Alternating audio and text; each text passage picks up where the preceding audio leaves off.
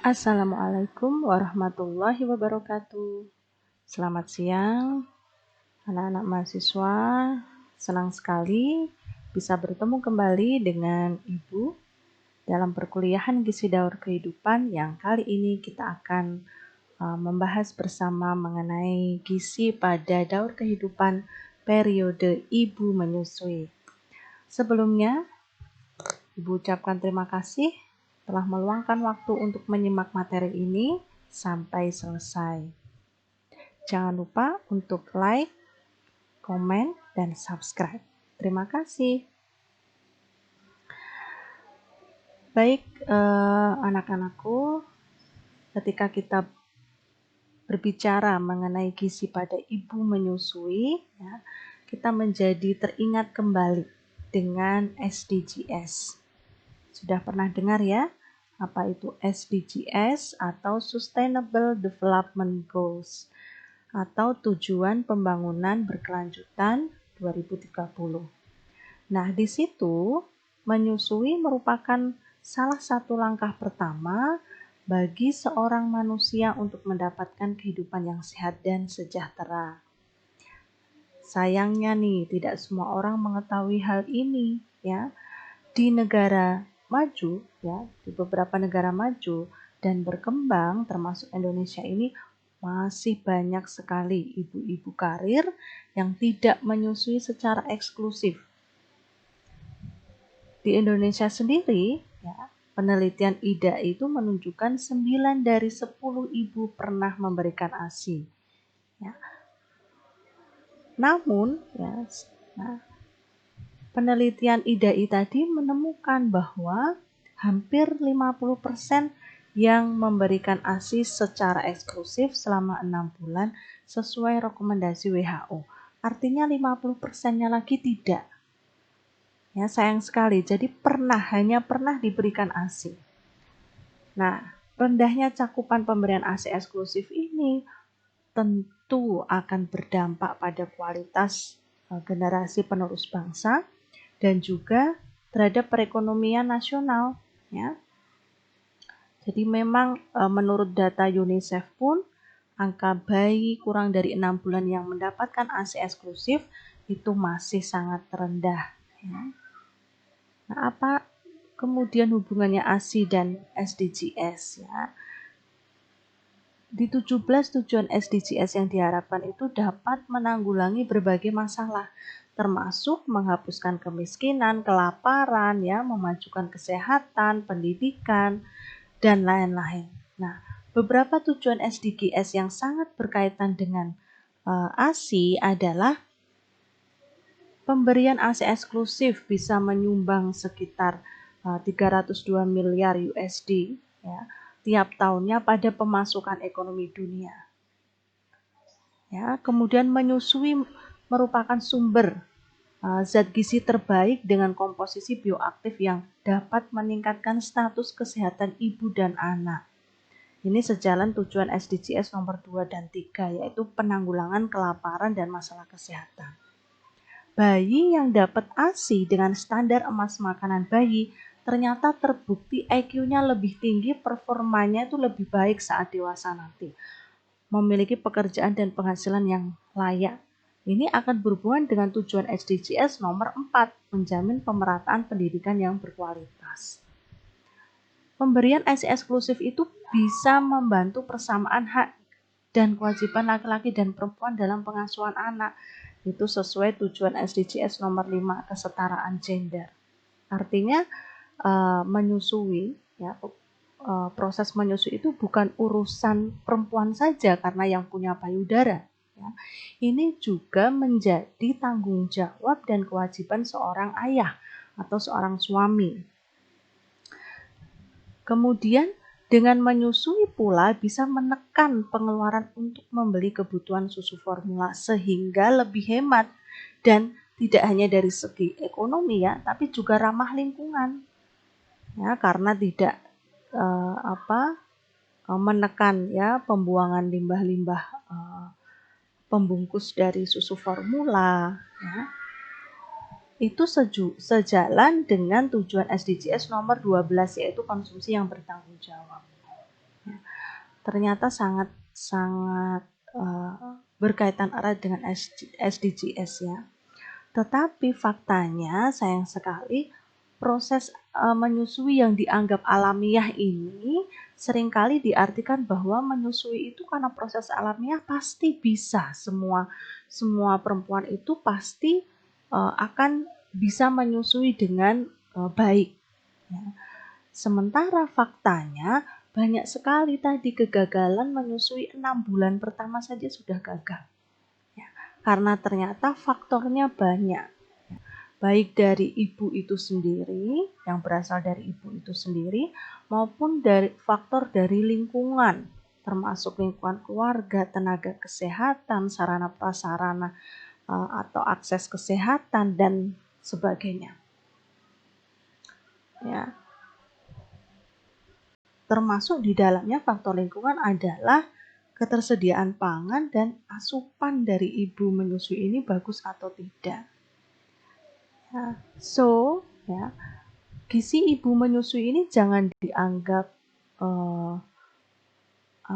sesuatu yang tidak perlu dipersiapkan. Ya. Bahkan sebaiknya pada masa awal kehamilan ya, atau sebelum terjadi konsepsi itu ya, terutama pada remaja-remaja dewasa pranikah ya, yang sudah memasuki usia subur untuk mengetahui ya mengenai edukasi mengenai ASI eksklusif.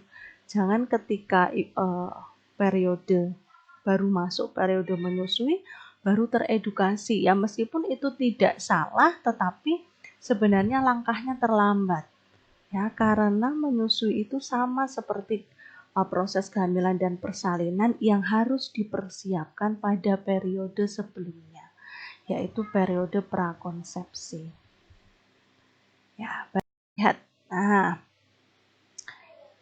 UNICEF menunjukkan pemberian ASI hingga usia 2 tahun dan pemberian MPASI berkualitas pada anak usia 6-23 bulan penting ya, untuk tumbuh kembang. Tapi faktanya hanya 37% anak-anak usia 6-23 bulan di Indonesia mendapatkan makanan bergizi. Artinya, ya, di sini ketika sudah dapat MPASI salah. Ya. Kemudian sebelum kurang dari 6 bulan yang harusnya ASI eksklusif juga salah. Nah, padahal gizi 1000 HPK yang kita kenal ya, dimulai dari saat dia janin, berarti di sini menyinggung gizi ibu hamil, pada saat bayi ya, berarti kaitannya dengan ibu menyusui, dan pemberian MPASI berkualitas itu menjadi penentu tumbuh kembang atau kualitas generasi penerus bangsa. Nah, salah satunya adalah praktek ASI eksklusif. Apa saja nanti yang harus dipersiapkan, ya terutama mengenai kebutuhan gizinya, kita akan lihat satu persatu.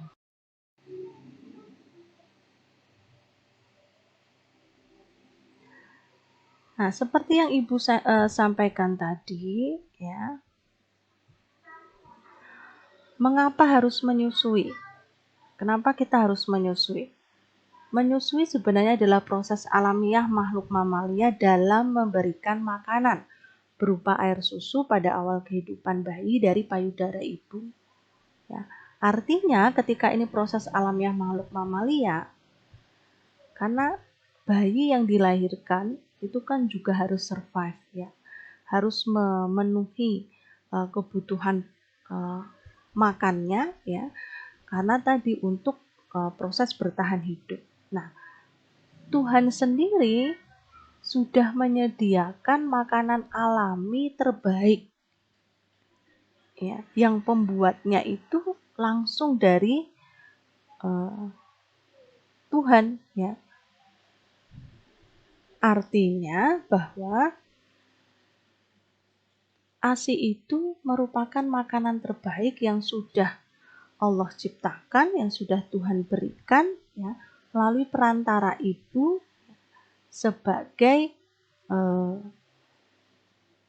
makanan yang dikonsumsi oleh bayi 0 sampai 6 bulan.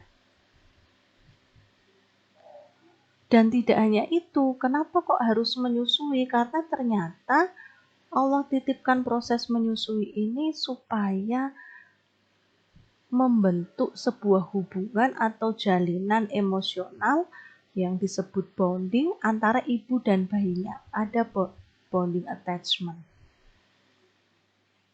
Nah,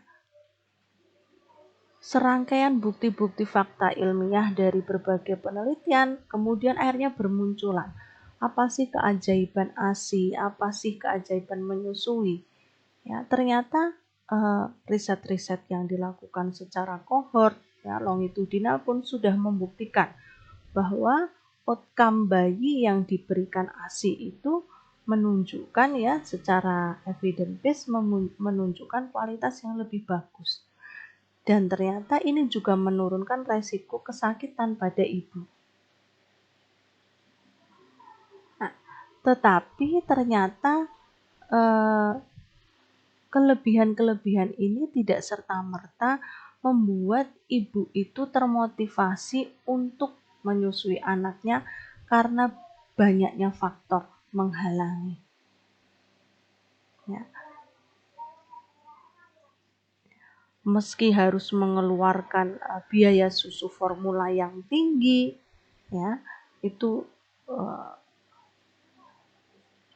tidak difikirkan karena alasan kepraktisan, ya. Ibu bekerja, tidak bertemu anak, ya, tidak perlu repot harus memompa, ya, capek bisa tidur, ya, tidak perlu bangun malam hari. Sementara 14% dari penghasilan seseorang itu habis digunakan untuk membeli susu formula bayi kurang dari 6 bulan. Padahal kalau 14% itu dibelikan makanan yang bergizi, ya, yang tidak hanya bermanfaat untuk ibu, mungkin untuk ketahanan pangan dalam rumah tangga, itu lebih bagus. Karena nantinya apa yang diasup ibu pun juga akan diberikan oleh bayi melalui. Nah, kita lihat dulu bagaimana karakteristik ibu menyusui. Ya, ini penting supaya lingkungan kita tahu, lingkungan terdekat kita itu tahu bagaimana perubahan yang dialami ibu, ya, ketika memasuki fase menyusui. Pertama adalah karakteristik fisik dari organ payudara. Ya. Payudara sendiri bagian yang cukup penting, ya, karena inilah organ yang menghasilkan ASI yang menjadi sumber utama dari kehidupan seorang bayi 0 sampai 6 bulan, ya. Karena ya hanya ASI saja. Bentuk payudara yang cembung ke depan dengan puting di tengahnya, terdiri atas kulit, jaringan erektil dan berwarna tua. Ya, jadi desainnya itu saja tuh bukan kita yang bikin, ya kan? Sudah dari sananya yang itu memang ada fungsi khusus, ya, yang itu dibentuk pada periode sebelumnya yaitu fase remaja. Ya, Anda masih ingat periode di sexual maturating rate, ya, periode kematangan organ seksual sekunder itu pada perempuan salah satunya ditandai dengan perkembangan organ payudara. Ya, bahwa payudara seorang wanita itu nantinya akan berbentuk cembung ke depan. Karena apa? Di situ nanti terdapat organ-organ yang memang dikhususkan ketika nanti pada masa menyusui sebagai tempat untuk memproduksi ASI. Payudara berdiameter 10-12 cm dengan berat sekitar 200 gram saat tidak hamil atau menyusui, ya. Jadi nanti ketika hamil trimester 2 terutama trimester 3 payudara akan lebih besar lagi, ya, karena di situ sudah mulai terbentuk saluran-saluran susu. Kemudian anatominya, ya, adalah korpus, badan susu, ya, badan payudara, areola, bagian yang menghitam atau berbeda warna dibandingkan bagian korpus ya yang biasanya lebih terang, areola itu gelap, kemudian papila atau puting yang ujungnya berbeda permukaan ya, jadi lebih cembung lagi, yang memang ini untuk membantu pelekatan bayi ya. Nah, merupakan korpus itu badan payudara seutuhnya yang mengandung sel penghasil air susu ya, dan sistem saluran air yang melekat pada jaringan pengikat dan lemak. Kemudian areola adalah bagian kehitaman di tengah yang merupakan daerah lingkaran terdiri dari kulit yang longgar dan mengalami pigmentasi. Kemudian papila atau puting bagian yang menonjol ya di puncak areola payudara dengan panjang 6 mm. Nah, kadang permasalahan di sini juga nih pada ibu menyusui ketika puting datar, puting masuk ya, ini akan menyulitkan pelekatan saat menyusui sehingga perawatan payudara sebelum fase menyusui itu penting. Yang terjadi pada ibu menyusui ya, bahwa ASI diproduksi oleh kelenjar susu ya, kemudian tiap duktus tadi nanti akan membentuk sebuah sinus ya tepat di dekat muara atau ductus lactiferus ya di dalam puting susu. Kemudian semua alveoli dan ductus-ductus penyalurnya itu yang berhubungan dengan satu ductus lactiferus akan membentuk sebuah lobus kelenjar susu. Dan ini bekerjanya semua bergantung sekali pada hormonal. Nah, karakteristik fisiologis pembentukan ASI ada fase laktogenesis 1, 2, dan 3. Laktogenesis 1 sudah terjadi pada fase terakhir kehamilan, ya, trimester ketiga. Nah, payudara wanita akan memasuki fase laktogenesis 1. Nah, saat itu payudara sudah mulai memproduksi kolostrum, yaitu berupa cairan kental yang kekuningan, dan pada saat itu tingkat progesteron yang tinggi mencegah produksi ASI sebenarnya. Jadi kenapa meskipun sudah ada produksi kolostrum ya, tetapi tidak keluar karena hormon progesteronnya masih tinggi ya, sehingga ASI belum bisa keluar. Jadi kenapa proses menyusui itu sangat hormonal, karena peran dari berbagai hormon nanti sangat berpengaruh ya, kita akan pelajari. Kemudian laktogenesis 2. Nah, di sini saat melahirkan, keluarnya plasenta itu menyebabkan turunnya tingkat hormon progesteron, estrogen, dan human placenta lactogen secara tiba-tiba. Tetapi hormon prolaktin tetap tinggi. Nah, di laktogenesis 3, sistem kontrol hormon endokrin ini akan mengatur produksi ASI selama kehamilan dan beberapa hari pertama setelah melahirkan ya, ketika produksi ASI mulai stabil. Nah, jadi ketika sudah melahirkan ya, tadi kadar-kadar progesteron estrogen yang tinggi, yang sebelumnya tinggi akan turun ya, berganti dengan meningkatnya kadar prolaktin dan oksitosin. Nah, semua ini dipengaruhi kerja ini dipengaruhi oleh kelenjar pituitary. Nah, bagaimana pematangan payudara dan persiapan laktasi? Pengaruh hormon tadi ya, selama pubertas ovarium matang dan menghasilkan lebih banyak progesteron dan estrogen. Artinya wanita yang mengalami permasalahan status gizi yang kurang sehingga menyebabkan berkurangnya atau gangguan produksi hormon estrogen atau progesteron ya, hormon reproduksi, maka proses ini juga akan mengalami masalah atau terganggu. Ya, jadi fase menyusui itu penting dipersiapkan sebelum kehamilan karena prosesnya akan saling berkaitan, ya, termasuk peran dari hormon-hormon reproduksi ini. Ya.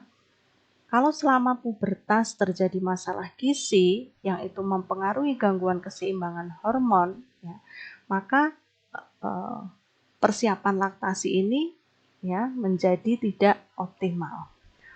Hormon progesteron berperan dalam perkembangan struktur lobular pada kelenjar mamai, kemudian pematangan sistem duktus, sel-sel yang dapat mensekresi air susu mulai berkembang, puting tumbuh, perubahan pigmen dan jaringan lemak meningkat. Nah, itu fungsi dari hormon progesteron ya. Jadi kenapa payudara secara anatomi membesar ya atau cembung tadi bukan tanpa tujuan ini ya, karena ada proses ini di dalamnya ya. Ada pematangan sistem duktus ya, ada perubahan pigmen, nantinya sel-sel itu akan mensekresi air susu ya dan lain-lain. Sedangkan hormon estrogen berperan menstimulasi perkembangan kelenjar yang akan mensekresikan air susu. Ya, dan hormon ini ya memang harus sangat diperhatikan pada saat seorang wanita itu mulai pubertas ya, karena memang dibutuhkan untuk perkembangan organ-organ. Nah, ini contohnya ya pada saat pubertas ya, yang tadinya belum terbentuk kelenjar susu ya, pada waktu hamil ya, ini sudah mulai ada sel-sel atau kelenjar-kelenjar susu beserta saluran-salurannya pada saat menyusui ya, kita lihat penuh dengan air susu ya, karena mengalami proliferasi. Ketika nanti sudah tidak menyusui lagi akan mengalami apoptosis ya, jadi kemudian mengecil lagi ya. Fase persiapan selama kehamilan ya, kita akan lihat pada trimester pertama kehamilan sebenarnya sudah ada beberapa perkembangan ya dari saluran mamai ya, saluran payudara kita yang nantinya memang untuk memproduksi susu ya. Nah, ini saluran mamai akan memproduksi sel secara maksimum untuk membentuk sel alveolus ya. Kemudian pada pertengahan trimester beberapa saluran duktus ini akan bergabung membentuk lobulus ya. Pada trimester akhir sel-sel susu ya, sel-sel mamai ini akan berkembang pesat dan akan mempersiapkan proses menyusui. Jadi bukan berarti kemudian proses persiapan menyusui ini semuanya akan berkembang ya pada saat fase itu saja, tidak, tapi sudah dimulai pada perkembangan sel-sel mamai itu sudah dimulai sejak trimester. Nah, di sini ada beberapa hormon ya, karena proses menyusui itu sangat hormonal ya. Ada banyak hormon yang berperannya, ada HPL human placenta lactogen, HCG human chorionic gonadotropin, kemudian hormon oksitosin dan prolaktin. Nah, hormon HPL sendiri itu merangsang pertumbuhan dan menyebabkan perubahan dalam metabolisme karbohidrat dan lemak. Kemudian berperan dalam produksi ASI yang menyebabkan pembesaran pada payudara, ada rasa ngilu dan sakit kalau puting disentuh, itu ada peran dari HPL ya. Kemudian HCG itu adalah indikator untuk mendeteksi ada tidaknya kehamilan lewat alat tes kehamilan melalui urin, dan hormon inilah yang menjadikan estrogen, progesteron dan plasenta itu bisa terbentuk dengan sepenuhnya. Nah, hormon yang berperan penting pada saat proses menyusui adalah oksitosin dan prolaktin, di mana oksitosin tugasnya adalah menstimulasi sekresi air susu selama proses lead down atau pengeluaran air susu menuju duktus dan duktus lactiferus yang lebih besar. Sedangkan prolaktin itu menyebabkan sel-sel dalam alveol ini membentuk susu. Jadi produksi susu itu bergantung dari hormon prolaktin ya, dan perannya juga bersama-sama dengan hormon progesteron dalam perkembangan lobulus dan alveolus. Nah, ada persiapan antepartum ya, jadi sebelum kelahiran, karena di sini ya pertumbuhan perkembangan kelenjar mamai itu terjadi melalui proses kehamilan dan proses sebelum kelahiran. Ya, proses sebelum kelahiran akan menstimulasi proliferasi sel-sel susu untuk meningkatkan kadar hormon prolaktin. Nah, hormon prolaktin ini merupakan hormon yang dihasilkan kelenjar pituitary anterior yang berperan sebagai stimulasi produksi ASI. Ya, jadi penting juga di sini ibu untuk menjaga ya, jangan sampai keseimbangan hormonal ini terganggu ya. Nah, gangguan hormonal ini banyak sekali penyebabnya. Salah satunya adalah asupan zat gizi dan gaya hidup ya. Misalnya kalau kita memiliki gaya hidup tidak sehat yang merokok, mengkonsumsi alkohol, kurang beraktivitas fisik, stres ya. Ini bisa menghambat ya atau mengganggu keseimbangan hormonal yang itu ternyata diperlukan sekali dalam proses perkembangan sel mamai. Keluaran ASI, jadi ada beberapa tahap-tahap produksi ASI ya. Selama kehamilan sebenarnya sudah mulai ya, terutama trimester ketiga ada produksi ASI jenis kolostrum ya. Tetapi hormon prolaktin meskipun hormon prolaktin itu tinggi, tetapi ASI belum keluar ya, karena sebelum melahirkan itu kadar hormon estrogen, progesteron kita masih tinggi ya, sehingga ditekan ya, kadar estrogen progesteron ini ditekan ya, begitu kita melahirkan partus, estrogen progesteron itu menurun ya, sehingga prolaktin ini bisa bekerja lebih optimal dalam memproduksi ASI ya, dan oksitosin yang mengeluarkan sekresi ASI ya. Jadi ada oksitosin reflex dan Lipton reflex. Satu-satu untuk refleks prolaktin ya. Refleks prolaktin itu adalah tujuannya adalah merangsang produksi ASI ya, di mana impuls saraf dari puting susu dan kalang payudara itu akan diteruskan ke hipotalamus, kelenjar hipotalamus, kemudian akan merangsang hipofisis anterior bagian depan ya, untuk mengeluarkan hormon prolaktin. Hormon prolaktin ini merangsang alveolus atau sel-sel alveoli untuk memproduksi ASI. Ya, jadi stimulasinya ya adalah dari sucking stimulus. Jadi stimulus dari hisapan ini yang akan membuat hormon ini bekerja ya dengan kendali dari hipotalamus. Kemudian refleks aliran atau lead down reflex ya, refleks aliran sekresi ASI, impuls saraf puting susu ya, jadi ada impuls pada puting susu diteruskan ke hipotalamus ya, lalu merangsang hipofisis posterior bagian belakang, kalau prolaktin tadi anterior ya, akan merangsang keluarnya oksitosin. Di sini oksitosin akan membuat sel-sel mioepitel yang mengelilingi sel-sel sekretori kelenjar susu itu berkontraksi. Akhirnya ASI keluar ya ke sistem ductus ke ductus lactiferus, kemudian ASI masuk ke mulut bayi.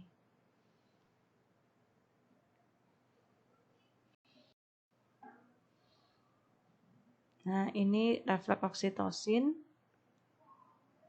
ya, pada bagian hipofisis posterior ya. Nah, semakin banyak simpanan ya ASI, kemudian refleks oksitosinnya bagus, maka biasanya ASI yang keluar itu bisa sampai panjang sekali ya, jauh ya, itu karena saking besarnya lead down reflex ya, bisa sampai meningkat 50%. Nah, ini berarti hormon oksitosinnya bekerja sangat optimal dan produksi ASI-nya juga bagus. Nah, ini fase pertama yaitu produksi susu ya, air susu. Kemudian fase kedua adalah sekresi mengeluarkan. Apa saja refleks dalam mekanisme isapan yang nanti akan ibu temukan ya pada bayi, yaitu refleks menangkap atau rooting refleks. Refleks di mana timbul saat bayi baru lahir itu tersentuh pipinya dan bayi akan menoleh ke arah sentuhan.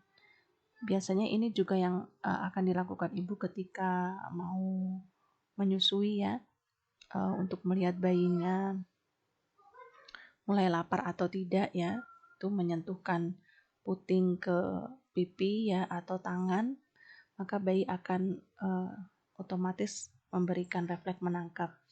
Kemudian refleks menghisap, sucking reflex, ini muncul kalau langit-langit mulut bayi itu tersentuh oleh puting. Jadi puting memang sebaiknya mencapai palatum ya, dinding-dinding mulut, jadi bukan di mulut atau apalagi di gigi ya, karena itu yang akan gusi. Itu yang akan membuat puting luka. Jadi puting itu sebaiknya masuk ke dalam ke dinding-dinding mulut ya. Kemudian sebagian besar areola itu masuk ke dalam mulut bayi. Nah, ini pelekatan yang baik seperti itu sehingga ASI langsung masuk ya. Refleks menelan, swallowing reflex, ini muncul apabila mulut bayi terisi oleh ASI, maka ia akan menelan. Nah, 3 refleks ini adalah refleks yang akan ibu temukan ketika proses menyusui, yaitu bayi akan menangkap adanya sentuhan. Kemudian ketika puting sudah masuk ke palatum, maka dengan sendirinya dia akan menghisap. Setelah mulutnya terisi oleh ASI, dia akan menelan. Nah, pengeluaran atau sekresi ASI yang dipengaruhi oleh hormon oksitosin itu sangat bergantung pada kondisi ibu ya. Jadi sering disebut dengan hormon cinta ya, hormon yang sangat dipengaruhi oleh stresor ya, sehingga ibu menyusui harus dalam keadaan yang tenang ya. Kemudian tidak dipisahkan dengan bayi berlama-lama karena hormon oksitosin itu akan bekerja efektif ketika ibu dekat ya dengan bayi, kemudian merasakan keberadaan bayi, mendengar, mencium, melihat ya. Terlebih lagi apabila beberapa urusan pekerjaan itu dibantu oleh ayah ya, jadi tidak semuanya bertumpu pada ibu ya. Jadi ibu menyusui itu sudah cukup berat ya, kebutuhan energinya berat, membutuhkan psikis yang optimal ya, kadang tidurnya juga kurang, sehingga hal-hal kecil yang dilakukan oleh pasangan atau suami ya, oleh ayah bayi itu sangat bisa meringankan dan membuat ibu itu senang ya. Misalnya hal-hal kecil, menggantikan popok, ikut memandikan, menggendong, kemudian membiarkan ibu untuk tidur ya, mengisi energi kali ya, beristirahat. Kemudian ayah membantu pekerjaan rumah tangga, ayah memijat bayi, itu sebenarnya membuat ibu lebih rileks ya, dan berpengaruh pada produksi oksitosin. Sedangkan hal-hal yang bisa mengurangi produksi oksitosin, jangan membuat ibu itu cemas ya, khawatir, bingung, stres, sedih, atau malu untuk menyusui, tidak ada dukungan dari keluarga. Keluarga justru malah gencar memberikan susu formula ya, menyalahkan ASINya terlalu sedikit ya, membuat ibu menjadi tidak percaya diri dalam menyusui. Kemudian ibu merasa takut kalau menyusui nanti bentuk payudaranya akan jelek ya. Kemudian ibu yang bekerja terlalu lama dan tidak memompa ASINya, ini juga bisa mengurangi produksi hormon oksitosin. Nah, ada beberapa faktor yang mempengaruhi kuantitas produksi ASI ya. yaitu makanan yang ibu konsumsi, kemudian ketentraman jiwa dan pikiran, pengaruh persalinan di rumah sakit atau klinik, penggunaan alat kontrasepsi, dan perawatan payudara, yaitu dengan metode Wolfix-Huffman atau perawatan setiap habis menyusui. Nah, yang pertama adalah bagaimana makanan yang ibu konsumsi itu mempengaruhi kuantitas produksi ASI ya. Konsumsi ibu menyusui itu tidak secara langsung mempengaruhi mutu atau jumlah ASI ya. Karena di sini di dalam tubuh ibu itu terdapat berbagai cadangan ya. Cadangan berbagai zat gizi yang dapat digunakan bila sewaktu-waktu diperlukan ya.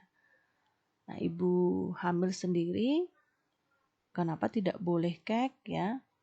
Status gizinya juga harus bagus, penambahan berat badannya harus sesuai ya, karena memang tujuannya menyimpan cadangan energi untuk produksi ASI. Nah, kalau ibu hamil saja kek ya, kurang cadangan energinya, maka produksi ASI bisa terhambat, termasuk kerja hormonal-hormonal tadi yang sangat dibutuhkan untuk proses laktogenesis ya. Ibu hamil itu paling tidak menyimpan cadangan 4 kg untuk produksi ASI. Nah, kalau konsumsi ibu terus-menerus tidak mengandung cukup zat gizi ya, dapat berakibat kelenjar pembuat air susu ini tidak bisa bekerja sempurna dan berpengaruh juga terhadap nantinya ke produksi ASI. Ya, jadi bukan berarti pengaruh makanan itu kemudian secara langsung akan mempengaruhi mutu atau jumlah ASI ya. Makanan pada saat itu, tapi artinya kebiasaan konsumsi ibu yang tidak baik, yang itu terjadi terus-menerus ya, bisa menghambat ya produksi atau kuantitas produksi ASI. Ya, sehingga kalau sampai defisit konsumsi zat gizi secara terus-menerus, akan terjadi konversi cadangan jaringan tubuh ibu itu menjadi ASI ya, sehingga mengakibatkan resiko ya, resiko untuk kurang gizi ya pada saat proses menyusui.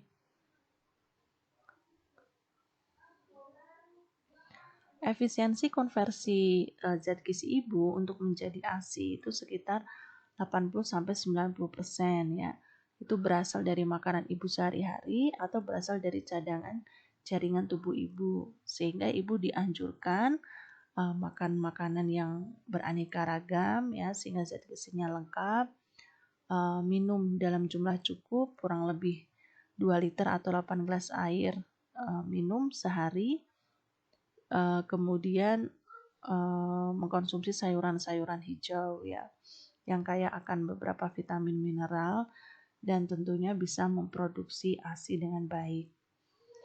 Lalu bagaimana ketentraman jiwa dan pikiran itu bisa mempengaruhi produksi ASI? Jadi ini berhubungan dengan kemauan keras ibu ya, artinya niat yang besar untuk menyusui ya.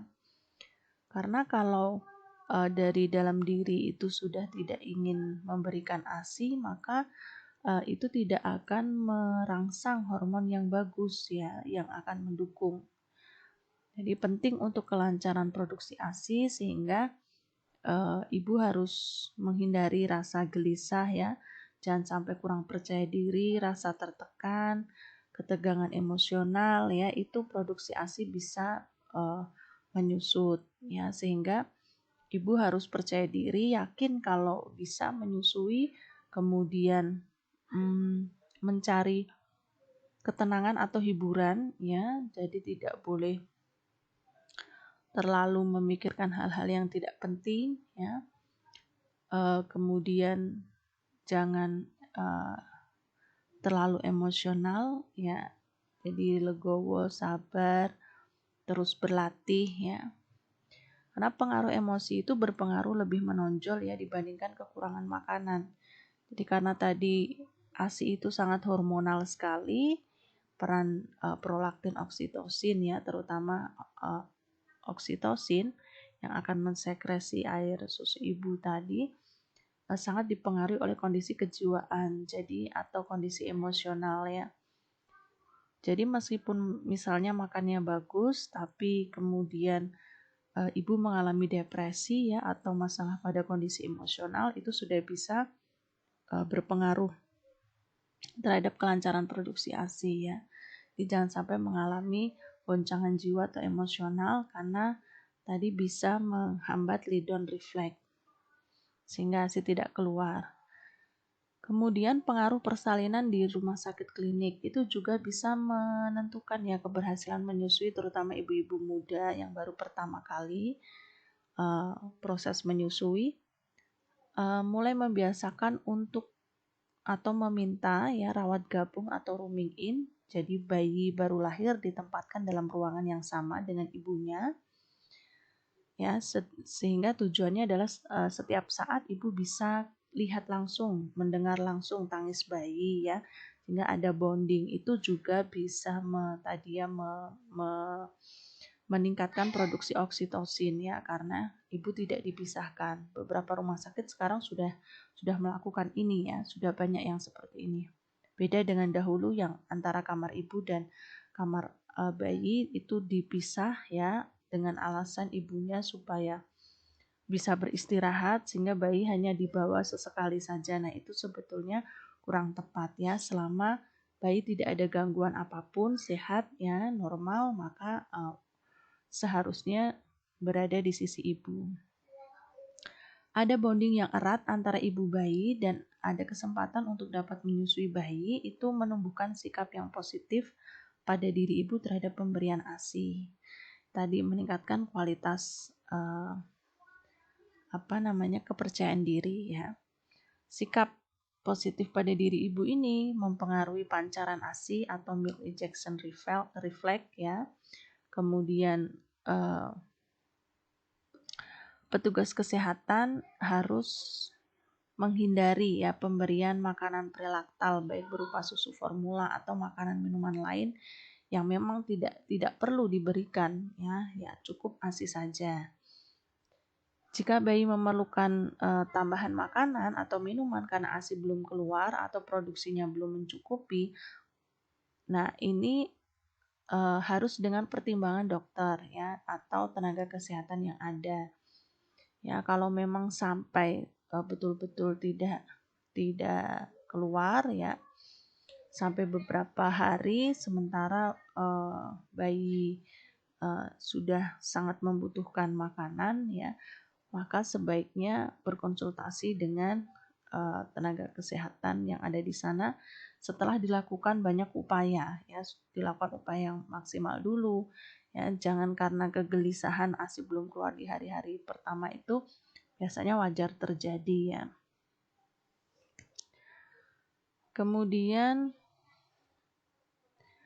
ada juga yang memberikan di sini hanya larutan glukosa 5% ya, supaya bayi ini tetap terjaga selera bayi itu tetap pada ASI ya. Kemudian pengaruh pemilihan alat kontrasepsi itu juga sangat hormonal ya. Penggunaan kontrasepsi pil yang mengandung hormon estrogen itu bisa beresiko menghentikan produksi ASI, atau alat kontrasepsi dipilih ya yang aman, yang tidak berpengaruh terhadap produksi ASI. Karena ini terjadi pada ibu hamil ya setelah melahirkan biasanya akan memikirkan penggunaan alat kontrasepsi. Bisa menggunakan kontrasepsi dalam rahim atau IUD ya.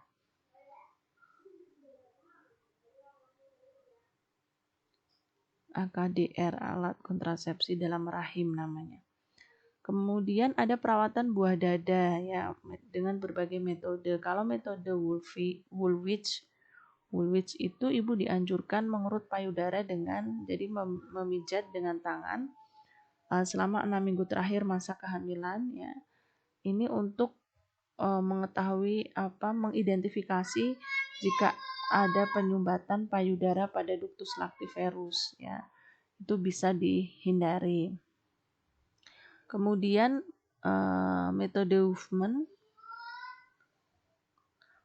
Kemudian metode Huffman itu untuk mencegah keadaan puting susu tidak menonjol keluar ya, tetapi mengerut ya sehingga bayi tidak dapat mengisap dengan baik. Ini bisa dilakukan ya dengan pijatan terhadap puting susu.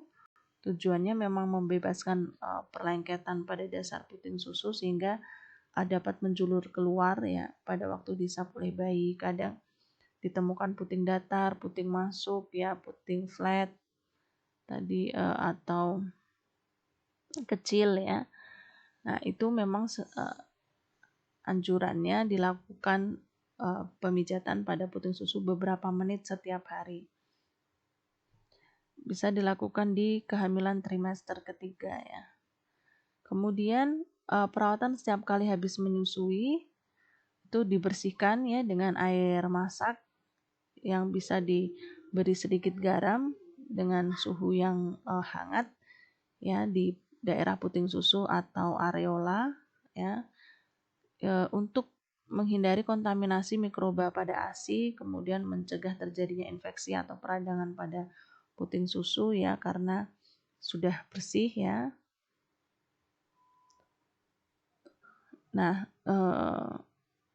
being a mother itu hanya dapat dicapai apabila si ibu itu bisa menyusui bayinya secara mandiri ya, sendiri dan secara mandiri. Jadi ada banyak hal-hal yang harus dipersiapkan oleh ibu baik sebelum maupun saat menyusui untuk kuantitas produksi. Nah, ini adalah posisi menyusui yang benar, pelekatan. Jadi tangan yang utama adalah yang menopang tubuh bayi ya. Seluruh tubuhnya menghadap tubuh ibu. Posisi hidung dan dagu bayi menghadap payudara jadi miring. Ini sebenarnya pelengkap saja. Jadi tidak apa-apa. Misalnya di sini untuk sentuhan pupuk gitu ya, apa sih? Memberikan sentuhan-sentuhan ringan ya. Yang penting yang utama adalah tangan yang ini. Jadi ini untuk menahan kepala, leher dan punggung bayi. Ini sudah cukup. Ini tangan ini bisa untuk variasi saja. Kemudian bayi ibu sebaiknya menangkupkan seluruh bagian dari puting dan areola, bagian hitam di sekitar puting masuk ke mulut. Nah, jadi seperti ini gambarnya. Ya, jadi putingnya nanti harus sampai di palatum ya, ini ya puting ibu. Nah, jadi bukan di sini. Kalau di sini akan menimbulkan resiko luka. Ini areola, ya, ini lidah bayi, sehingga ketika terjadi refleks menghisap, nah ini selanjutnya akan tertelan dengan mudah, ya. Jadi tidak menimbulkan tidak tersedak, ya. Kemudian ini berbagai cara menyusui bayi, ada posisi dekapan, posisi football hold ya, boleh seperti ini. Posisi baring juga boleh, tapi hati-hati ya, jangan sampai mulut bayi tertutup ya lubangnya dan dia belum bisa ngomong juga. Ya, jangan sampai tertutup sehingga tidak bisa bernafas.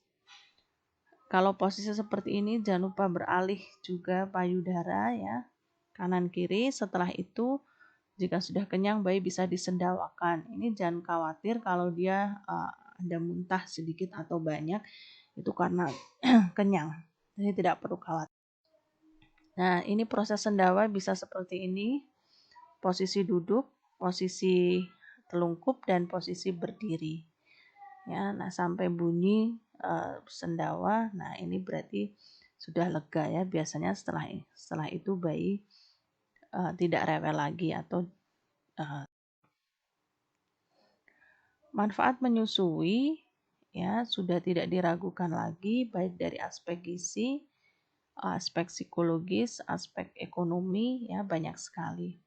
Nah, yang tidak bisa terbeli ya pada susu apapun adalah manfaat kolostrum.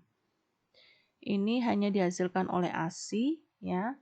dan ini mengandung zat-zat antibodi yang dibutuhkan bayi, yaitu imunoglobulin A untuk melindungi bayi dari berbagai penyakit infeksi. Kemudian jumlah kolostrum yang diproduksi itu akan tergantung hisapan bayi di hari-hari pertama kelahiran. Kolostrum ini juga mengandung protein, vitamin A, tinggi karbohidrat dan lemak rendah, dan ini sudah sesuai dengan kebutuhan bayi, membantu mengeluarkan mekonium atau kotoran bayi yang pertama kali berwarna hitam kehijauan ya. Kemudian dari segi komposisinya, ASI itu mudah dicerna karena dia mengandung zat-zat gizi yang sesuai dan sudah ada enzim-enzim yang membantu untuk mencernakan ya. Jadi sudah diikuti di dalam ASI itu sendiri sudah mengandung enzim-enzim untuk membantu mencernakan, berkualitas tinggi dan sangat menunjang pertumbuhan perkembangan bayi. Protein tinggi tapi dengan perbandingan yang tepat, yaitu protein whey lebih utama dibandingkan kasein sehingga lebih mudah diserap ya. Pada susu sapi whey dan kaseinnya itu sangat berbeda. Kalau sapi kaseinnya lebih tinggi ya sehingga tidak mudah diserap. Kemudian ada komposisi taurin, DHA dan AA. Taurin ya, itu sejenis asam amino kedua yang terbanyak di dalam ASI yang fungsinya adalah sebagai neurotransmitter dan proses maturasi sel otak. Kemudian ada kandungan DHA dan AA yaitu PUFA ya, polyunsaturated fatty acid yang sangat berfungsi dalam pembentukan sel-sel otak yang optimal ya. Apalagi 6 bulan pertama bayi itu dalam masa-masa perkembangan sel-sel otak yang cepat ya, sehingga pemberian ASI yang baik itu sangat mendukung perkembangan fase-fase kritis ya, perkembangan sel-sel otak di 6 bulan pertama. Nah, dalam ASI itu mencukupi dapat disintesa dari omega. Kemudian aspek imunologi jelas ya, zat antiinfeksi bersih dan bebas kontaminasi, tidak tanpa harus mencampurkan air ya, kemudian tempatnya selalu steril ya, tidak perlu harus dicuci panaskan ya untuk sterilisasi. Jadi memang bebas kontaminasi. Tadi mengandung imunoglobulin ya, yang ini memberikan proteksi awal ya untuk mengatasi bakteri patogen terutama E. coli dan berbagai virus saluran cerna. Jadi bayi tidak mudah diare. Laktoferin adalah komponen zat kekebalan yang berfungsi mengikat zat besi di dalam saluran cerna sehingga absorpsinya optimal. Lisozim yaitu enzim yang mengatasi bakteri dan virus. Jumlah dalam ASI itu lebih tinggi dibandingkan susu yang lain. Kemudian sel darah putih ASI pada 2 minggu pertama itu juga sangat tinggi. Dan ini mencegah terjadinya infeksi pada bayi di awal-awal kehidupan. Bifidus, pertumbuhan bakteri Lactobacillus bifidus ini juga akan menghambat pertumbuhan bakteri. Aspek psikologis dan penelitiannya juga sudah cukup banyak bahwa memberikan ASI itu tidak sekedar hanya memberikan makan saja kepada anak supaya kenyang atau membuat anak tumbuh optimal, tetapi juga ada aspek psikologis karena menyusui itu menciptakan bonding ya, memperkuat bonding ikatan antara ibu dan anak ya, karena saat menyusui itu media optimal dalam memberikan rangsangan-rangsangan untuk perkembangan terutama psikologis anak ya. Anak yang disusui ibunya menurut penelitian cenderung menjadi anak yang percaya diri ya, tingkat kepercayaannya itu bagus, kemudian tidak mudah depresi ya, jadi tidak mudah cemas yang berlebihan atau dapat menyelesaikan tekanan-tekanan stresor dengan baik dan tidak agresif atau anarkis ya. Jadi lebih tertata. Itu karena dia punya trust yang cukup besar ketika proses menyusui, di mana itu membangun ya rasa saling percaya antara ibu dan bayi. Itu sudah dibentuk sejak dini. Nah, kemudian pasti ya secara finansial, secara hitungan ekonomi pasti mengurangi kemiskinan dan kelaparan, karena kita tidak perlu memberi susu formula dengan harga yang fantastis ya. Misalnya satu kaleng formula itu 65.000 ya, sekarang mungkin sudah lebih. Bayi di Indonesia itu 5 juta per tahun ya, katakanlah seperti itu. Maka biaya 6 bulan formula untuk bayi ini sudah berapa kaleng ya. Nah, berarti kalau keseluruhannya ya dalam 6 bulan saja sudah menghabiskan berapa triliun. Tentu anggaran ini bisa dialihkan lain untuk upaya kesehatan atau program-program intervensi lain ya, selama ibu itu mau berupaya untuk menyusui bayinya ya, agar bisa menekan ya pengeluaran secara ekonomi yang cukup besar ya, sehingga bisa dialihkan untuk konsumsi pangan lainnya yang terutama untuk ibu menyusuinya itu sendiri, yang nantinya juga akan diberikan kepada anaknya melalui ASI.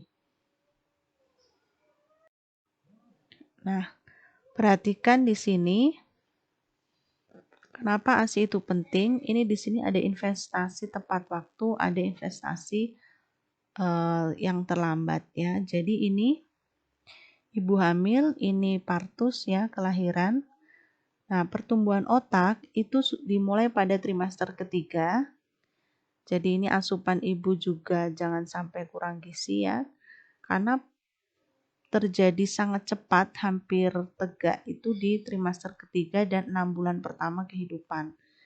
Ya, ini 6 bulan pertama kehidupan. Jadi kualitas ASI yang bagus di sini sangat menopang pertumbuhan otak ya, yang fasenya ini memang sedang naik-naiknya. Jadi kenapa tadi saya bilang ini periode kritis.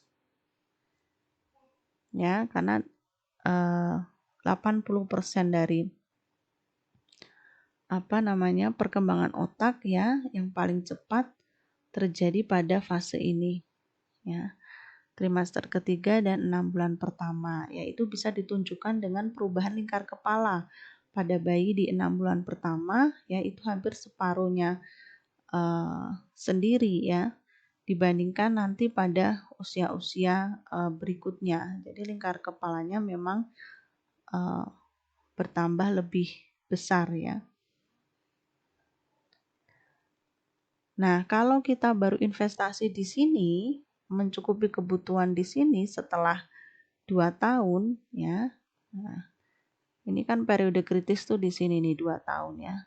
Setelah ini baru dipenuhi, maka ini adalah sebuah investasi yang terlambat karena fasenya memang tidak meningkat.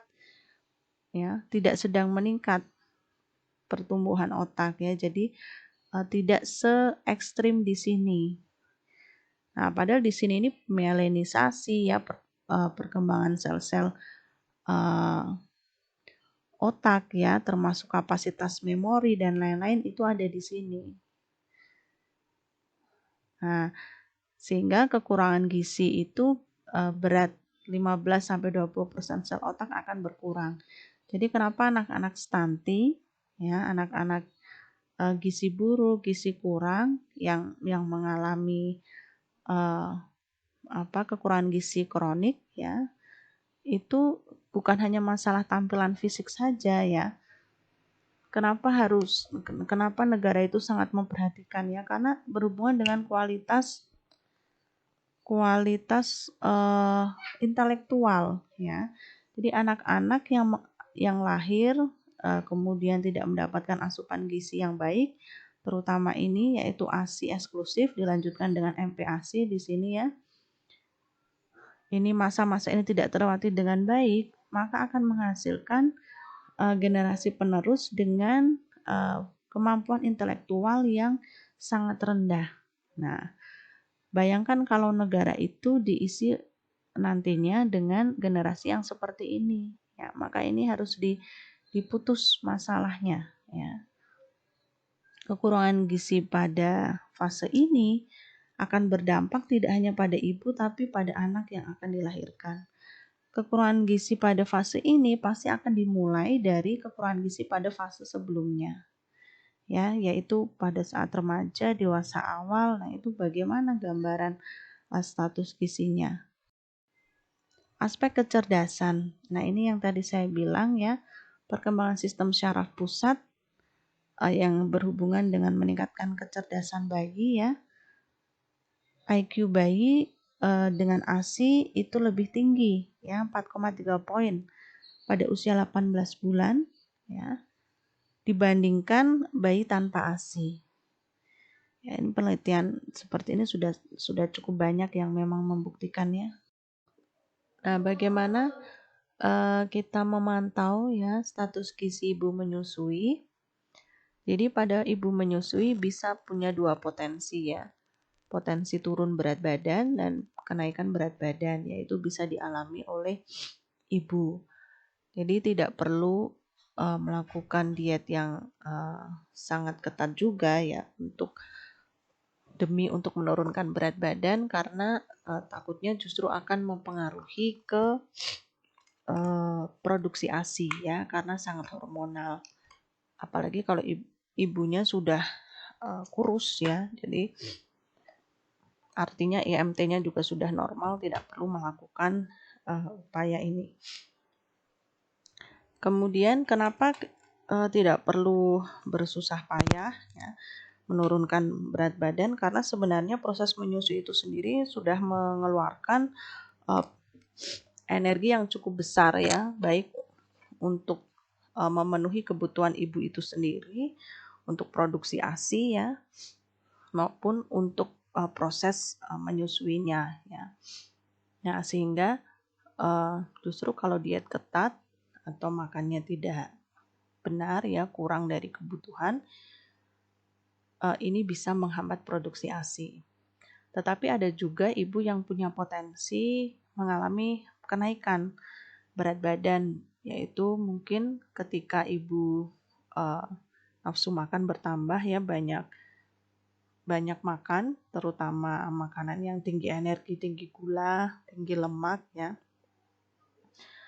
rendah serat, rendah mikronutrien ya, tetapi tidak diimbangi juga dengan aktivitas fisik ya, jadi cenderung tidur-tiduran saja ya, bersama bayinya, tidur makan tidur, semua pekerjaan sudah dilakukan orang lain ya, tidak melakukan olahraga juga.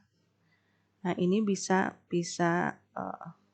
potensi juga mengalami kenaikan berat badan. Kemudian bagaimana dengan ibu yang kegemukan? Hati-hati jika melakukan penurunan berat badan ya, karena penurunan 2 kg per bulan ya setelah partus ya, jadi penurunan yang cepat itu tidak dianjurkan pada ibu, jadi fokus dulu untuk kesuksesan menyusui ya.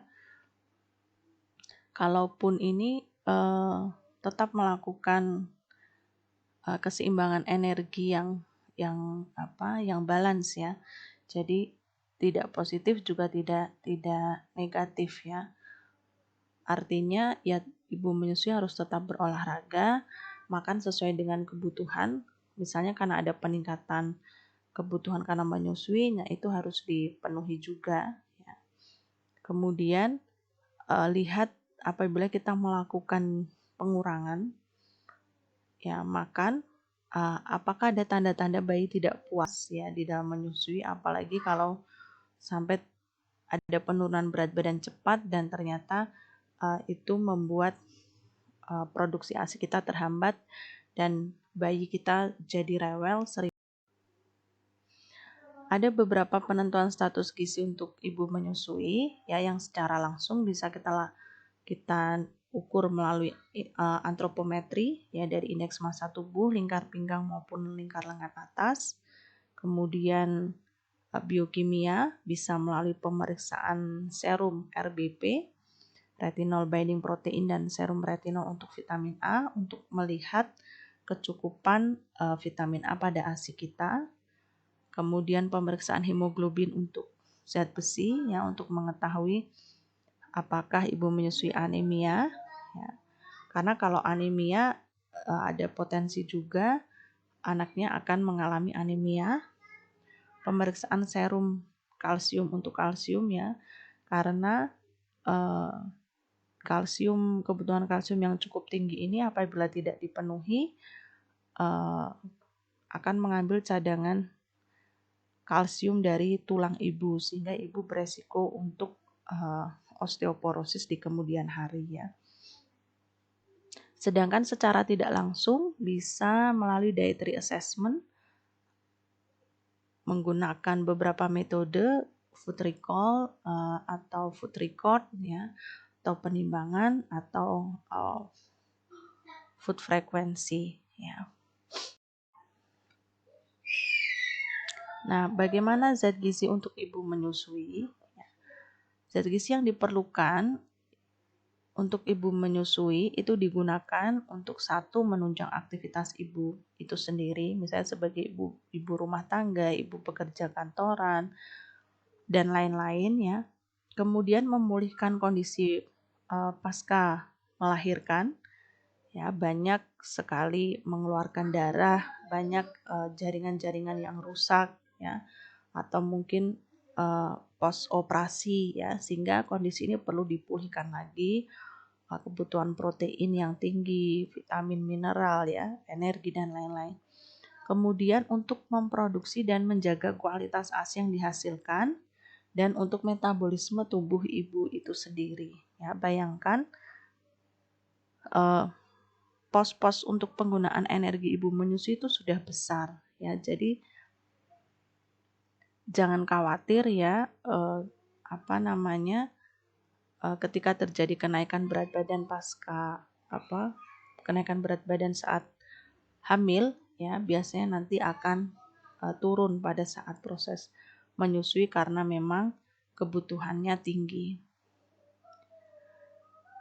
Kebutuhan ibu menyusui meningkat dibandingkan dengan tidak menyusui dan masa kehamilan.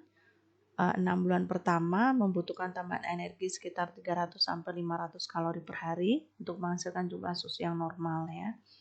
Sehingga total kebutuhan energi selama menyusui akan meningkat menjadi 2.400 kilokalori per hari.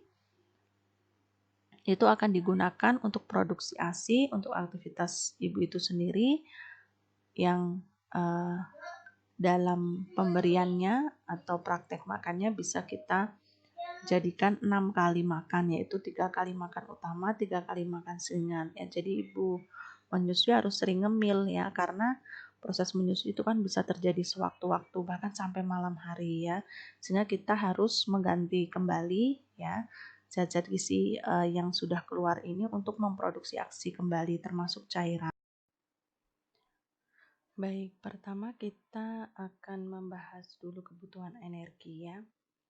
Jadi rata-rata kandungan energi ASI yang dihasilkan ibu menyusui dengan status gizi yang baik itu kurang lebih 70-75 kilokalori per 100 cc. Nah, kira-kira ya membutuhkan ya 85 kilokalori itu diperlukan oleh ibu untuk menghasilkan tiap 100 cc ASI. Ya, jadi seorang ibu menyusui untuk bisa menghasilkan ASI sebanyak 100 cc ASI itu membutuhkan energi kurang lebih 85 kilokalori. Sedangkan dalam 100 cc ASI tadi kandungan energinya ya pada ibu dengan status gizi yang baik kurang lebih 70-75 kilokalori. Nah, padahal pada 6 bulan pertama kelahiran si kecil itu ibu menyusui menghasilkan ASI rata-rata 750 cc per hari.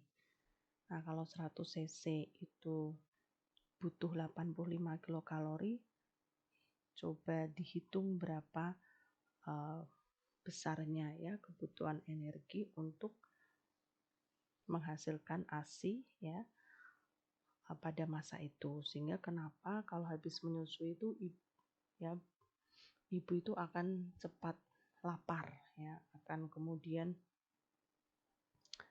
terangsang untuk makan.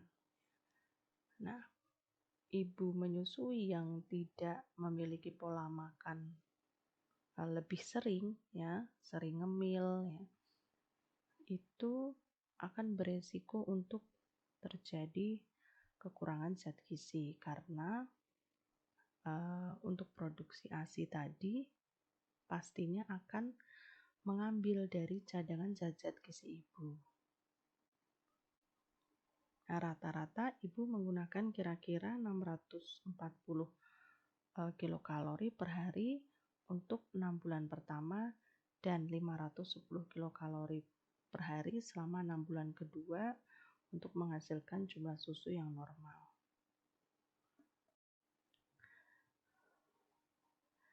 Nah, asupan tambahan energi untuk produksi ASI ya kurang lebih 500-550 kilokalori per hari.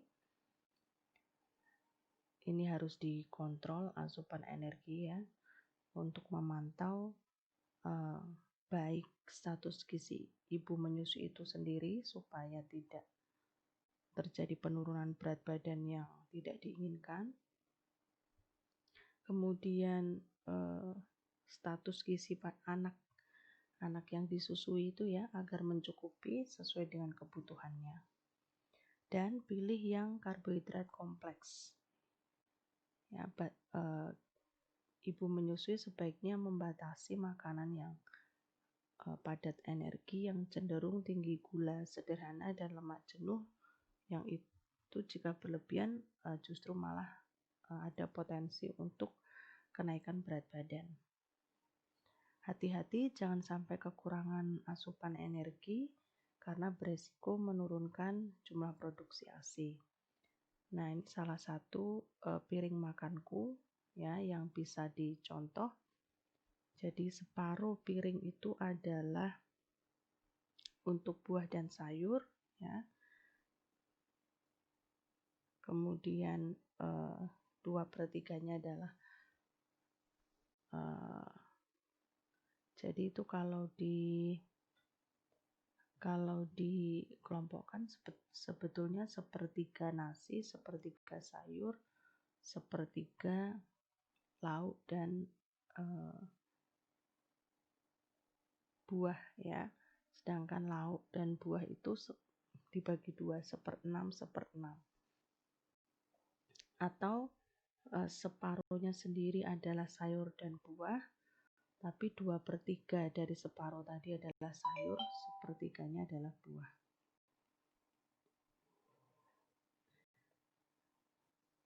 Nah, ini AKG 2019 yang bisa kita gunakan juga sebagai patokan ya.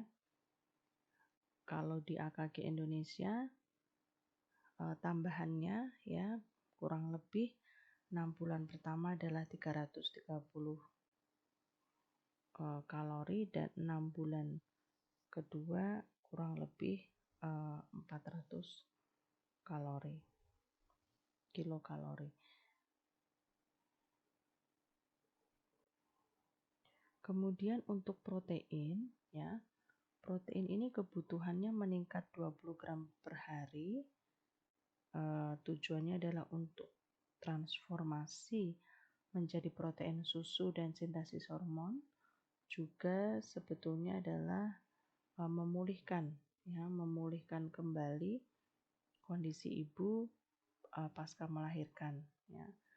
Karena terjadi katabolisme kurang lebih 19% lean body mass untuk memenuhi produksi ASI selama 6 bulan, ya. Maka kalau tidak ditambahkan kebutuhan protein, ya, maka tidak bisa mengganti protein-protein yang seharusnya dibutuhkan, ya, untuk memproduksi ASI.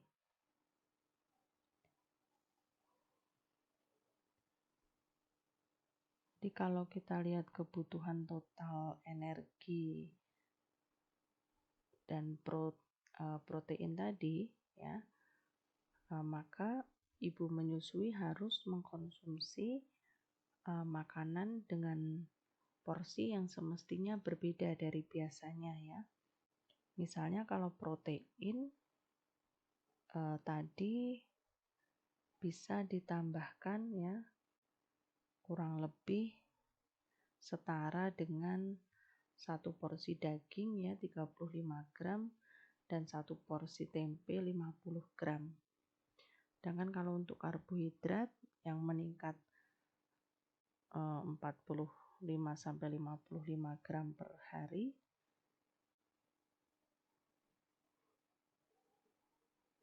itu bisa ditambahkan setara 1,5 porsi nasi, ya. Sehingga bisa kalau 3 kali makan ditambahkan setengah porsi nasi lagi. Kemudian lemak, ya, itu berfungsi sebagai sumber tenaga juga dan berperan dalam produksi ASI karena pembawa vitamin larut lemak dalam ASI, ya.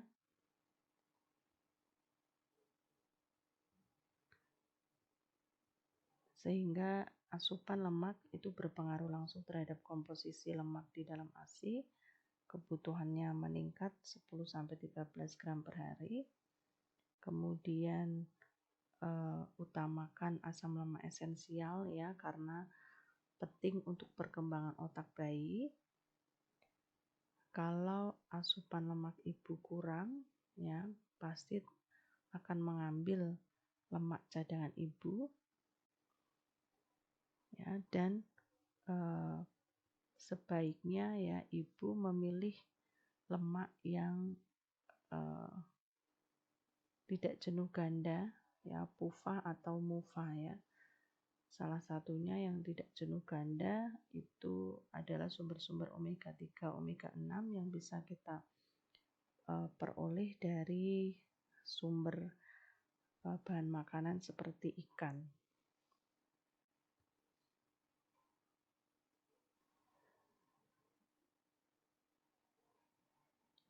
Kemudian untuk vitamin mineral, ya, ibu menyusui itu membutuhkan lebih banyak vitamin mineral dari ibu hamil, ya, karena kadar vitamin dalam ASI itu sangat dipengaruhi oleh vitamin yang dimakan ibu, ya. Jadi suplementasi vitamin pada ibu menyusui itu bisa menaikkan kadar vitamin ASI. Kebutuhannya pun tentu akan meningkat, ya, karena untuk tumbuh kembang bayi yang disusui juga, ya. Kalau asupan vitamin mineral ibu menyusui kurang, bisa disarankan untuk menambah dengan suplemen. Dan setiap kali makan dianjurkan selalu ada 1 porsi buah dan sayur. Vitamin yang penting, ya, ada B1, B6, B2, B12, vitamin A, kemudian mineralnya ada yodium, selenium, ya. Nah, Kalau setiap kali makan ada 1 porsi buah dan sayur, ya maka dalam sehari itu dengan 3 porsi sayur dan buah itu insya Allah sudah bisa memenuhi kebutuhan vitamin mineral. Kemudian vitamin-vitamin yang penting pada periode ini dan apabila tidak bisa dicapai dengan konsumsi sehari-hari, ya seperti vitamin A dan zat besi, itu boleh digunakan suplementasi ya. Karena biasanya memang banyak ibu menyusui yang mengalami masalah kekurangan vitamin A, ya, yang bisa dilihat tadi dari kadar vitamin A dalam ASI. Bisa mengkonsumsi suplemen vitamin A ya sebanyak 200 IU, kemudian zat besi. Kalau tidak bisa didapatkan dari makanan, juga bisa mendapat tambahan zat besi 20-60 mg per hari untuk memenuhi kebutuhan ya. Kemudian yodium,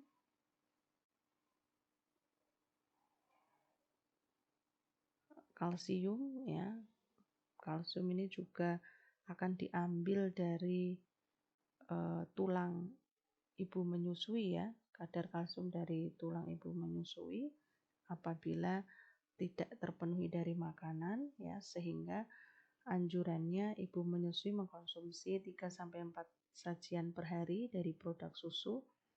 Jadi dalam 1 kali makan itu ada produk susu atau olahannya ya. Tapi kalau tidak bisa, boleh diganti dengan suplemen. Nah, ini beberapa kebutuhan ya, vitamin D, kemudian yang dilengkapi dengan paparan sinar matahari, kalsium ya, supaya tetap terjaga konsentrasi kalsium dalam ASI ya, dan supaya tidak diambil cadangan ibu di dalam tulang. Dipenuhi kebutuhan kalsium 400, tambahannya adalah 400 mg per hari. Kemudian yodium 100 mikrogram per hari, tambahannya, dan zinc kurang lebih 5 mikrogram per hari. Nah, untuk cairan, ibu menyusui ini memang meningkat ya kebutuhan cairannya, karena pada masa ini sangat membutuhkan cairan untuk menghasilkan ASI ya, sehingga dianjurkan minum lebih dari biasanya 8 gelas per hari ya. Jadi ditambah ya, maka ditambah menjadi 10-13 gelas per hari, dan ini juga bergantung dengan produksi ASI yang dikeluarkan ya. Dan sumbernya bisa dari makanan maupun minuman. Ingat, terutama kalau udara panas, banyak berkeringat, atau mengalami demam, maka kebutuhannya pun mengikuti ya, akan semakin meningkat. Nah, kalau bisa waktu minum paling baik itu jangan menunggu selesai menyusui ya, baru kemudian rehidrasi ya, tapi sebelumnya itu atau saat sedang menyusui ya. Di sebelum menyusui atau saat menyusui itu ibu boleh mengkonsumsi ya, sehingga cairan yang diminum bayi melalui ASI itu dapat segera diganti ya, tidak terlalu lama sehingga ibu mengalami rehidrasi yang itu akan beresiko mengganggu produksi ASI. Kebutuhan cairan bisa dari air putih, kemudian susu, jus, buah-buahan, atau air yang memang terkandung di dalam makanan. Nah, ini adalah beberapa makanan dan minuman atau zat-zat yang harus dihindari atau dibatasi dulu ya di dalam proses menyusui. Kafein, alkohol, merokok ya, makan terlalu pedas atau merangsang. Karena kalau hal ini lebih sifatnya kepada ketika merangsang kemudian itu menimbulkan gangguan pencernaan dan ibu sampai diare sehingga dehidrasi atau kehilangan cairan, nah itu justru malah membahayakan baik ibu ya yang berpotensi demam misalnya, atau terhadap produksi ASI itu sendiri. Kemudian makanan berpengawet atau makanan kalengan yang cenderung tinggi natrium atau ada potensi bakteri ya di dalamnya. Kemudian gula pemanis buatan, ikan mentah yang tidak dimasak dengan sempurna atau yang tercemar logam berat, makanan yang mencetuskan alergi, dan penggunaan obat atau herbal harus mengetahui dokter ya. Ini rekomendasi yang bisa dilakukan oleh ibu menyusui. Makan sumber protein sebanyak 2-3 kali sehari ya. Daging, telur, tempe, dan kacang-kacangan. Makan 3 porsi per hari sayur-sayuran berwarna hijau hingga kuning. Makan 2-5 porsi buah per hari. Masukkan biji-bijian seperti roti gandum, pasta, sereal, oatmeal dalam pengaturan makan. Minum air lebih dari 8 gelas per hari ya. Tadi bisa 10-13 dan bisa lebih jika suhu lingkungan panas, aktivitas berlebih sehingga keringat banyak keluar, atau ibu menyusui mengalami demam. Dianjurkan minum 1-2 gelas susu setiap hari atau produk susu olahannya ya 3 porsi per hari untuk mengcover kebutuhan kalsium.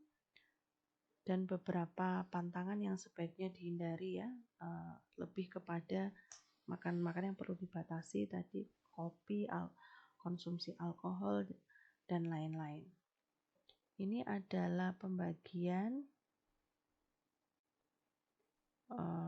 penukar ya, dengan gambaran 2400 kilokalori yang bisa ibu penuhi ya,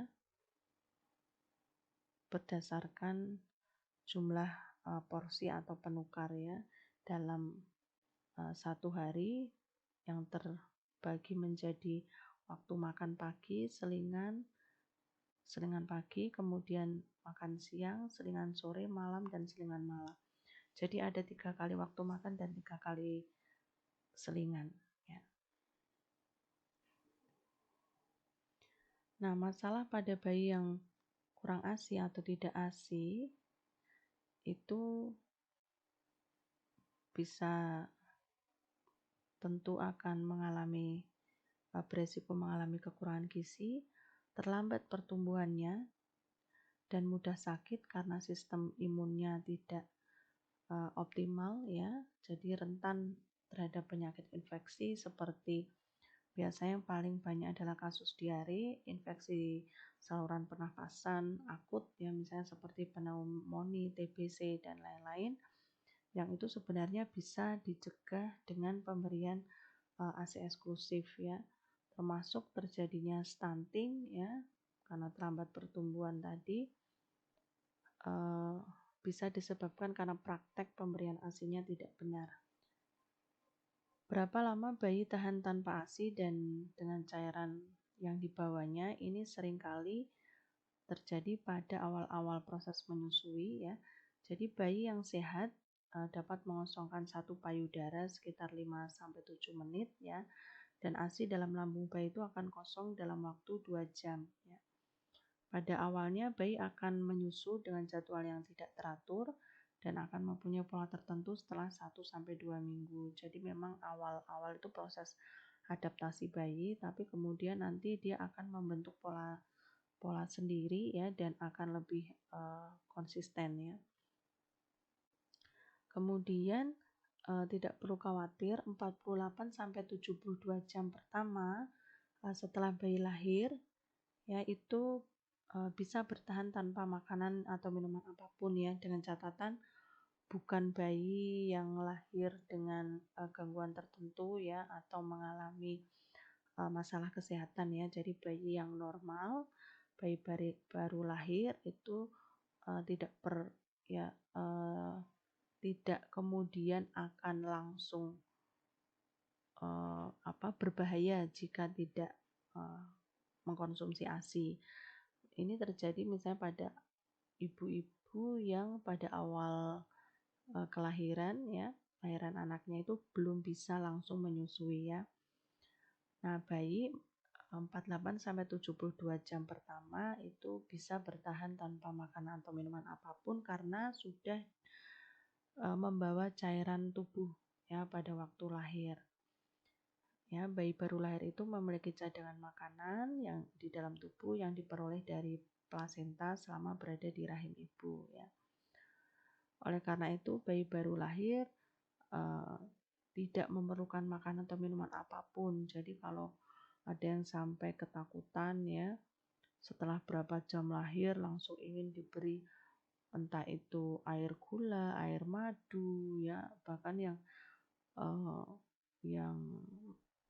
miris itu kalau di daerah pedalaman atau pedesaan itu masih ada bayi yang berusia berapa minggu sudah dikasih makan ya, dikasih makan semi padat. Nah, ini kan juga membahayakan organ pencernaan bayi ya. Karena bayi baru lahir ya, itu kapasitas pencernaannya masih kecil sekali. Jadi satu-satunya zat yang dia perlukan ketika baru lahir itu hanya kolostrum, yaitu ASI, bentuk ASI atau jenis ASI di awal produksi ya, yang akan sebenarnya itu adalah imunisasi pertama bayi yang akan membentuk antibodi atau sistem kekebalan tubuh, terutama di saluran pencernaannya. Nah, kemudian ini juga sering menjadi pertanyaan ibu-ibu, tanda bayi cukup itu seperti apa? Nah, produksi ASI itu akan berlimpah pada hari kedua sampai keempat ya setelah melahirkan. Itu biasanya tampak payudaranya lebih besar, lebih berat, lebih hangat dan seringkali ASI itu sudah menetes dengan spontan ya karena produksinya sudah bagus. Bayi akan menyusu 8 sampai 12 kali sehari dengan pelekatan yang benar pada setiap payudara dan menghisap secara teratur selama minimal 10 menit pada setiap payudara. Nah, kemudian kalau dia sudah menyusu, bayi itu akan tampak puas setelah menyusu. Kemudian seringkali tertidur ya pada saat menyusu, terutama pada payudara yang kedua ya. Nah, ini menandakan juga bahwa ASI itu cukup ya, bayi tampak puas bahkan sampai tertidur. Kalau produksi ASI kurang, biasanya itu bayi akan gelisah, jadi timbul rasa tidak puas ketika minum ya, ketika menghisap. Kemudian bisa dilihat juga frekuensi buang air kecil bayi lebih dari 6 kali sehari, urinnya berwarna jernih dan tidak kekuningan. Kemudian yang paling penting adalah tanda bayi cukup ASI itu kita sebagai ibu melihat grafik pertumbuhannya, kurvanya itu masuk ke kurva hijau, kemudian perkembangan motorik itu sesuai usia. Nah, nanti bisa dilihat di buku KIA bagaimana standar perkembangan motorik di setiap usia anak. Ya.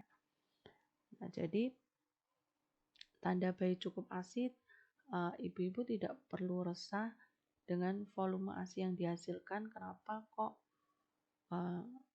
punya ibu yang lain itu berlimpah ruah, bahkan bisa sampai menyimpan ya berfreezer ya. Tidak harus sama seperti itu. Yang penting tanda bayi cukup ASI ini pada bayi sudah terpenuhi ya. Jadi bayi tertidur karena puas ya, karena ASI tadi mengandung hormon endorfin, buang air kecilnya bagus. Kemudian kalau dia puas menyusu, dia akan melepas sendiri mulutnya dari payudara ibu, berat badannya naik ya dan kurvanya sesuai. Kemudian BAB-nya juga lancar ya 2 kali sehari dengan tinja yang berwarna kuning atau gelap dan berwarna lebih cerah setelah hari ke-15. Kemudian berat badan bayi tidak meningkat signifikan. Berat badan lahir bayi dalam waktu 2 minggu belum kembali. Nah, biasanya berat badan lahir itu akan menurun ya, karena cairan yang dibawa bayi ya saat lahir itu eh, habis ya atau berkurang, sementara dia belum pandai menyusu pada awal-awal minggu awal-awal setelah kelahiran. Namun itu akan kembali lagi setelah 2 minggu saat bayi sudah pintar menyusu ya. Buang air kecil kurang ya, kurang dari 6 kali, cairan urin pekat, bau dan berwarna kuning. Bayi sering sakit karena daya tahan tubuh menurun. Nah, ini adalah manajemen ASI perah bagi ibu-ibu yang tidak bisa 24 jam bersama bayi karena harus bekerja.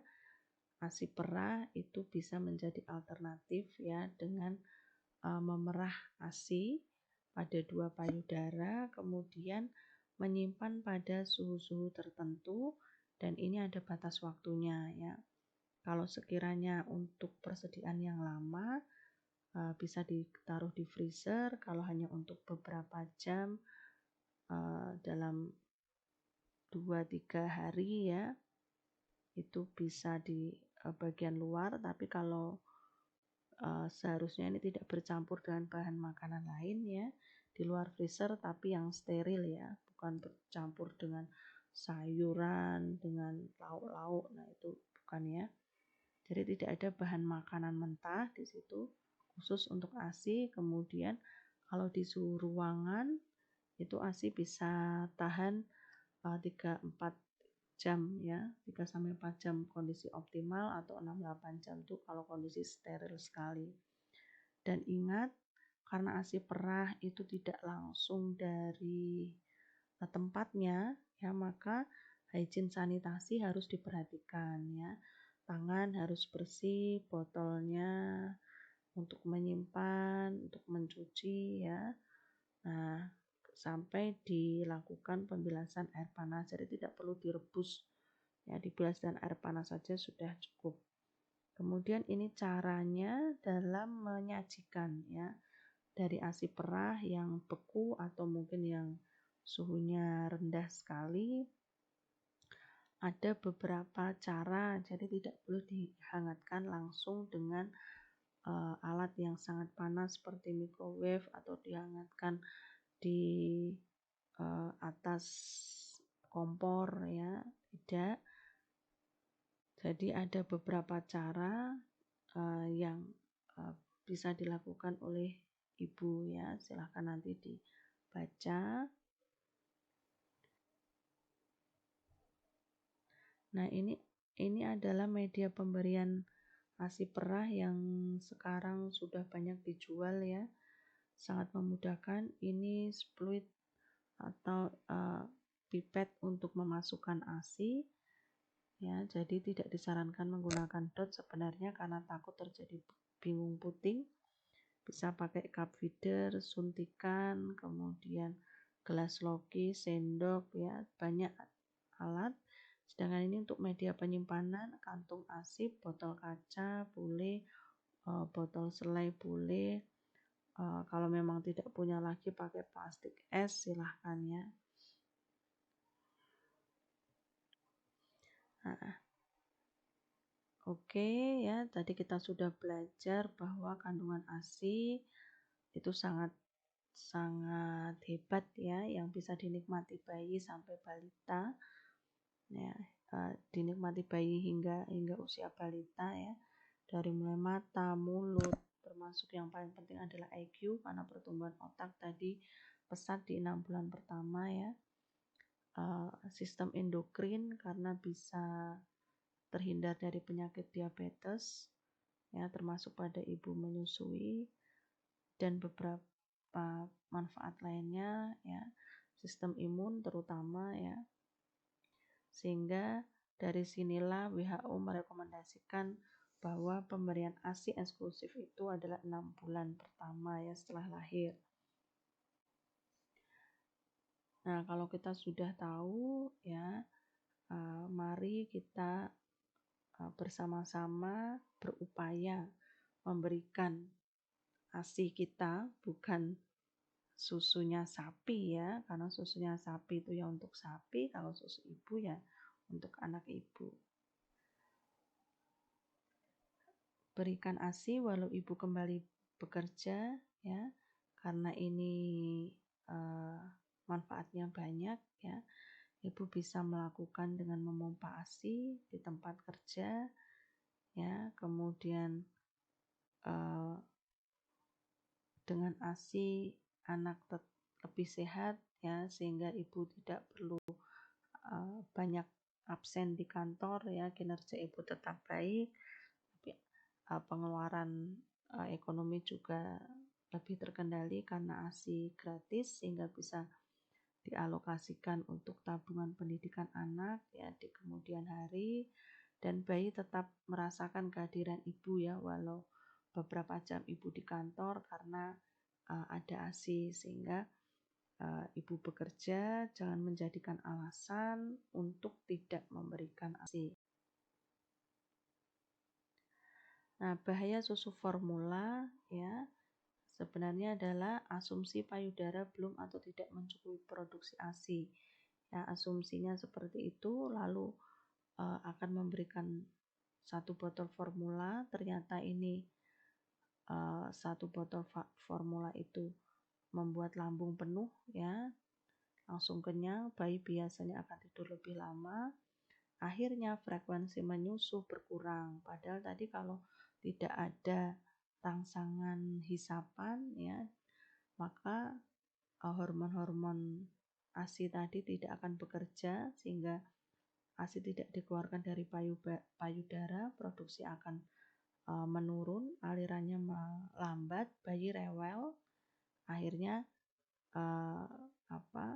ibunya jadi tidak sabar, bayinya juga tidak sabar ya saat menyusu, ibu tambah stres, bayi menolak untuk menyusu karena marah, akhirnya ibu panik meminta botol susu formula berikutnya. Siklus ini akan terjadi seperti itu terus ya, sampai akhirnya benar-benar berhenti produksi ASI karena hormon-hormon prolaktin oksitosin tadi tidak bisa bekerja dengan baik. Psikis ibu mengalami guncangan ya, dan lingkungan support sistemnya tidak ada ya, sehingga ya sudah, ini yang akhirnya menimbulkan kegagalan ASI eksklusif. Nah, angka kematian bayi masih cukup tinggi di negara kita ya, dan ini sebenarnya bisa dihindari dengan melakukan 4 langkah emas ya, yang sudah digaungkan oleh WHO, yaitu melakukan IMD atau inisiasi menyusu dini dengan meletakkan bayi 1 jam pertama di dada ibu, kemudian melakukan praktek ASI eksklusif 6 bulan pertama, kemudian dilanjutkan MPASI ya, pemberian makan dengan benar, dan lanjutkan ASI sampai 2 tahun. 4 cara ini bisa mengurangi kematian balita ya. Jangan sampai balita-balita yang naik pesawat ini ya nantinya tidak sampai tujuan, tapi akan berjatuhan ya, akan berguguran ya, karena tidak sampai tujuan dan akhirnya berakhir dengan kematian ya, entah itu karena penyakit infeksi, entah karena kekurangan gizi dan lain-lain ya, yang ternyata penyebabnya adalah praktek pemberian makan kita yang belum benar. Keberhasilan suatu bangsa sangat ditentukan oleh kualitas generasi penerusnya ya, dan kualitas generasi penerusnya ini sangat ditentukan oleh kualitas kita sebagai calon orang tua saat ini. Ya, kalau status gizi kita pada saat ini bermasalah, maka akan berdampak pada status gizi periode kita selanjutnya. Dan dampaknya lagi adalah pada generasi yang akan kita lahirkan nanti. Jadi mari kita siapkan semua proses-proses ini dari sekarang. Terima kasih, semoga uh, kita semua bisa melewati perjalanan menyusui dengan sukses, baik sebagai peran kita sebagai ibu maupun nanti sebagai suami atau ayah yang mendampingi, ya kita bisa sama-sama mewujudkan support system yang bagus untuk para ibu menyusui. Ibu akhiri perkuliahan. Assalamualaikum warahmatullahi wabarakatuh.